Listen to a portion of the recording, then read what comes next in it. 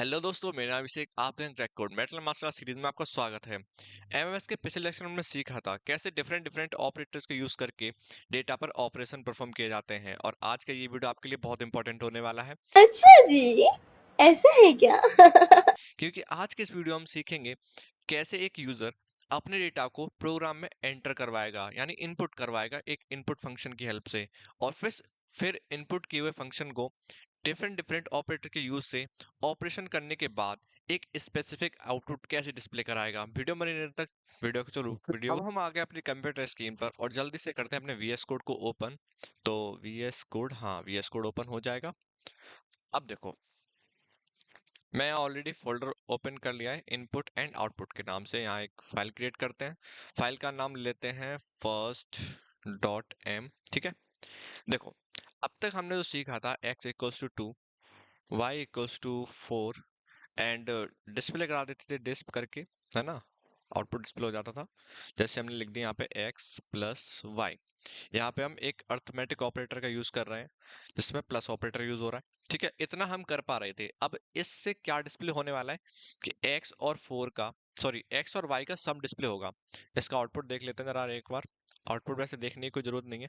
हाँ, तो अब एक काम करते हैं, इसमें यूजर अपनी मर्जी से डेटा पर ऑपरेशन परफॉर्म तो कर पा रहा है, लेकिन जब जब प्रोग्राम रन होगा तो सम किन किन का आएगा, बस ओनली 2 और 4 का आएगा। लेकिन हमें इस चीज को अब ओवरकम करना है। हमें सीखना है कि हम खुद से कोई अपनी वैल्यू को कैसे इनपुट कराएंगे फंक्शन में। ठीक है, तो वो कैसे होगा वो हम देखने वाले हैं। देखो, सबसे पहले इनपुट फंक्शन यूज करते हैं किसी भी नंबर को इनपुट कराने के लिए। जैसे हमने ले लिया a इक्वल्स टू इनपुट, है ना। ये क्या कर दिया हमने, इनपुट। इनपुट फंक्शन हमें एक अलाउ करता है, हमें एक ऐसी क्या कहते हैं शक्ति प्रदान करता है जिससे हम अपने प्रोग्राम में नंबर इनपुट कर पाए या स्ट्रिंग इनपुट करवाएं, यानी कोई भी डेटा इनपुट करवाएं जिससे कि ऑपरेशन हो एक यूजर की हेल्प से, यूजर की इंटीग्रेशन की हेल्प से। ठीक है, चलो अब इसमें एक नंबर इनपुट करते हैं। यहाँ लिखते हैं, लिख लेते हैं एंटर द नंबर। ठीक है, अब यहाँ पे यूजर नंबर एंटर करेगा। अबे तेरी, हाँ ठीक है, और फिर इसको डिस्प्ले करा देंगे डिस्प ए। अभी देखते हैं अभी आउटपुट क्या आएगा। इस फाइल को जल्दी से रन करते हैं। Display first dot M. ठीक है, फाइल रन हो रही है और देखते हैं इसका आउटपुट क्या आने वाला है। एंटर नंबर इनपुट करेंगे 3 और आओगे 3। देखो 2 और 4 का सम आ गया 6 और हमने नंबर इनपुट किया था 3 एंड प्रिंट हो गया 3। ठीक है, अब इस पे हमें ऑपरेशन परफॉर्म करना हो तो इसको हम कमेंट कर देते हैं, ये अभी बीच में दिक्कत ना करे। तो जल्दी से इस लाइन को क्या करेंगे, कहाँ गया हमारा कर्सर, ये रहा। अल्ट शिफ्ट करके यहाँ पर हम बी करेंगे, और ठीक है अभी हम क्या करेंगे ए प्लस बी। अब इस फाइल को दोबारा से रन करेंगे। यहाँ पे लगा लेते हैं सेमी कॉलन ताकि गड़बड़ ना हो, और फाइल को रन करते हैं जल्दी से। तो हमसे बोलेगा नंबर इनपुट करिए 2, नंबर इनपुट करिए सेकंड 4, नंबर सम आ गया 6। फाइल को दोबारा रन करेंगे। नंबर इनपुट किया 5, नंबर इनपुट किया 8, सम आ गया 13। तो अब हम देख पा रहे हैं हम हर बार प्रोग्राम रन करने पर एक अपनी नई वैल्यू दे पा रहे हैं, जिससे नई वैल्यू पर कैलकुलेशन हो रही है, नई वैल्यू पर ऑपरेशन परफॉर्म हो रहा है। ये पिछली बार हम नहीं कर पा रहे थे। तो आई होप आप समझे होंगे कैसे हम एक प्रोग्राम में अपने डेटा को एंटर कराते हैं, इनपुट कराते हैं। लेकिन अब इसमें भी एक थोड़ा कैच है। वो कैच क्या है, किसी भी प्रोग्राम में नंबर इनपुट कराने के लिए, स्ट्रिंग इनपुट कराने के लिए मोड होते हैं। अभी तक हम इनपुट करा रहे हैं नंबर, लेकिन मान लीजिए हमें यहाँ पे स्ट्रिंग एंटर करवानी हो। क्या एंटर करवानी हो, स्ट्रिंग। स्ट्रिंग के बारे में मैंने पिछली वीडियो में बता दिया है, उसका लिंक आपको ऊपर मिल जाए क्लिक करके, या डिस्क्रिप्शन में मैंने उसका लिंक दे दिया है। सारे डेटा टाइप्स को मैंने डिटेल एक्सप्लेन किया हुआ है। ठीक है, तो चलो इनपुट कराते हैं। नेम हमने लिखा नेम, और इनपुट कराते हैं व्हाट्स योर नेम। ठीक है, input what is your name. ठीक है, और प्रिंट करवा लेते हैं नेम को, डिस्प्ले नेम। इसको जरा कमेंट कर देते ताकि ये बीच में दिक्कत ना करे, और फाइल को करते हैं रन। ठीक है, लिख कर आ रहा है व्हाट्स योर नेम। हम यहाँ पे अपना नाम टाइप करते हैं, जैसे हमने लिखा अभी। अभी देखो क्या हुआ, अभी आ गई एरर। अब ये एरर क्यों आई है, देखो मैटलैब का डिफॉल्ट जो फंक्शन होता है इनपुट फंक्शन, वो यूजर से हमेशा नंबर एक्सपेक्ट करता है। क्या एक्सपेक्ट करता है? नंबर। तो अभी हमने क्या किया है, हमने यहाँ पे डाल दी स्ट्रिंग, पर उसने हमसे क्या सोचा था कि हमारे पास आएगा नंबर। तो ये कंफ्यूजन क्रिएट हो गई, और इस कंफ्यूजन की वजह से यहाँ पे एरर आई हुई है। तो इस कंफ्यूजन को दूर करने के लिए हमारे पास होते हैं दो तरीके। एक होता है प्रोग्राम में चेंज करना, या फिर आउटपुट को जब हम इनपुट करा रहे होते हैं नंबर, उस टाइम चेंज करना। अब देखो यहाँ पे अगर हम चेंज करेंगे, यहाँ पे छोटा सा चेंज कर देते हैं, या हम उसको बता देते हैं कि हम क्या इनपुट कराने वाले हैं, कि स्ट्रिंग इनपुट कराने वाले हैं। तो देखो अभी हम इसको रन करेंगे प्रोग्राम को, और अभी देखो इनपुट कराते हैं नंबर, अब सॉरी नेम। तो डिस्प्ले हो गया अभी। क्या डिस्प्ले हो गया? मैंने अपना नेम इनपुट कराया एंड डिस्प्ले हो गया अभी। अभी क्या है, हमारे प्रोग्राम को पता लग गया कि अब यूजर नंबर इनपुट नहीं करा रहा, अब यूजर क्या इनपुट करा रहा है? स्ट्रिंग इनपुट करा रहा है, इसलिए ये कंफ्यूजन नहीं आई और हमारा प्रोग्राम बिना एरर के चल गया। अगर मैं इसको हटा दूं, मैं चाहता हूं बिना इसी के प्रोग्राम रन करे, तो कैसे करेगा? अब जब भी हमने पिछले प्रोग्राम्स में या हमने कहीं भी पढ़ा हो, जब हम स्ट्रिंग को लिखते हैं तो उसके लिए क्या यूज करते हैं? डबल कोट्स का यूज करते हैं। तो यहाँ पे हम इसको डबल कोट्स के अंदर लिख देंगे, तो अभी कोई गलती नहीं आएगी। तो ये डबल कोट्स हमारे प्रोग्राम को हेल्प करते हैं ये बताने में कि यूजर ने जो एंटर किया हुआ है वो एक नंबर नहीं है, वो हमारा एक स्ट्रिंग है। तो अब हमारा आउटपुट सही हो जाता है। ये इन दो तरीके से, ये डिफरेंट डिफरेंट मोड है। अगर मैं यहाँ पे एस लगा देता हूँ, ये स्ट्रिंग मोड में कन्वर्ट हो जाता है, और एस नहीं होता है तो ये हमारा नंबर मोड में कन्वर्ट हो जाता है। तो इनपुट कराने के हमारे पास दो मोड होते हैं। आई होप आपको इनपुट कैसे कराना है अपने प्रोग्राम में ये आपको समझ आ गया होगा। वीडियो अच्छा लग रहा हो तो वीडियो को लाइक कर दीजिए। अब चलते हैं नेक्स्ट हमारे आउटपुट फंक्शन पर। ठीक है, तो जल्दी से आउटपुट वाला फंक्शन देख लेते हैं।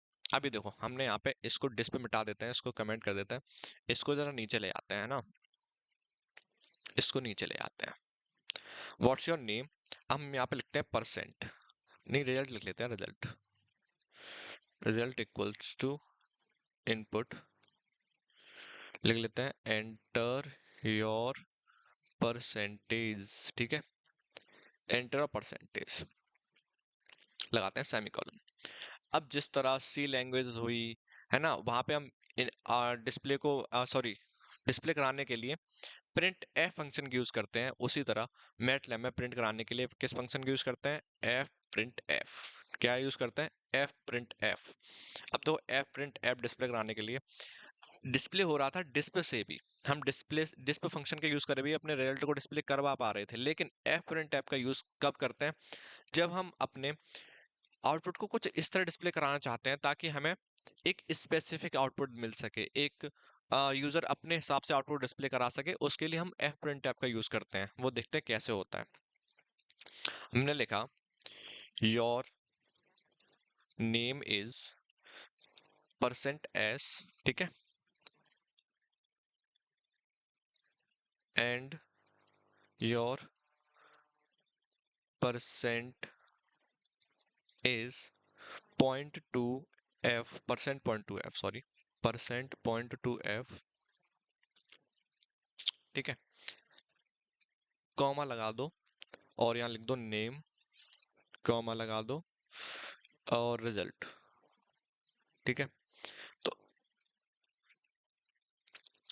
अब इसको देखो, इस लाइन को जरा समझो, और पहले हम इसका आउटपुट देख लेते हैं, आउटपुट क्या आने वाला है इसका। तो हमसे बोलेगा व्हाट इज योर नेम, तो यहाँ पे नेम इनपुट करा लेते हैं, सॉरी हमें नेम डबल कोट्स के साथ इनपुट कराना पड़ेगा क्योंकि हमने वहाँ एस नहीं लगा हुआ है। और परसेंटेज इनपुट कर देते हैं, हमने लिख दिया परसेंट 23.567।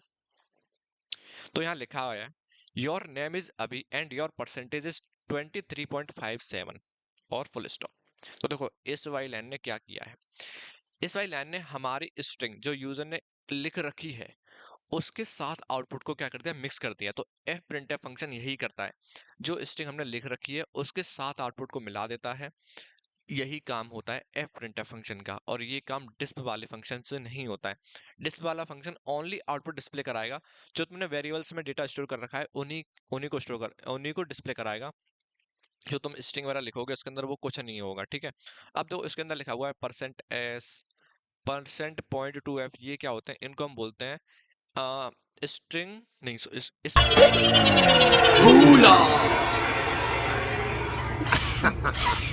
बोलते हैं इनको, क्या बोलते हैं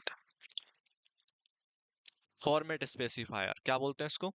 फॉर्मेट स्पेसिफायर।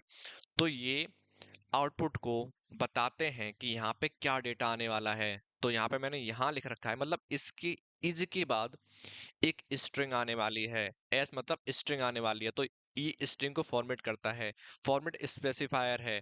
और यहाँ लिखा है एफ, एफ मतलब फ्लोट वैल्यू, यहाँ पे कोई फ्लोट वैल्यू आने वाली है, मतलब डेसिमल वाली वैल्यू आने वाली है। और उसके बाद कितने डिजिट होने वाले हैं पॉइंट में, देखो मैंने ध्यान से देखो, मैंने इनपुट कराया था 5 6 7, मतलब पर डेसिमल के बाद 3 पॉइंट थे। लेकिन मैंने यहाँ स्पेसिफाई कर दिया था मुझे डेसिमल के बाद कितने पॉइंट चाहिए, 2 पॉइंट चाहिए, तो डेसिमल के बाद कितने पॉइंट है, 2। तो यही होता है एफ प्रिंटफ फंक्शन का यूज। आई होप आप दोनों को समझ गए होंगे, इनपुट फंक्शन कैसे यूज होते हैं और साथ में एफ प्रिंटफ फंक्शन कैसे यूज होता है। और ये लिखा हुआ है percent S, percent point two F, इन्हें बोलते हैं स्पेस फॉर्मेटिफायर।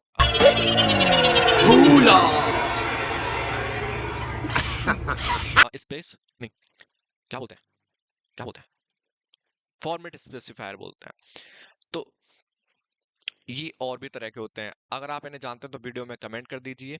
आई होप आपको ये सारी चीजें पसंद आई होंगी। ठोक दीजिए महाकाल का से ठोक दीजिए, 5,000 लौटे दिख जाना चाहिए। ये 4,000 के लिए मैं यहाँ पे नहीं खड़ा हूँ, पूरा साल मेहनत करता हूँ। पसंद नहीं हो तो वीडियो को लाइक करो, चैनल को सब्सक्राइब करो। मिलते हैं तब तक नेक्स्ट वीडियो में, तब तक के लिए बाय बाय।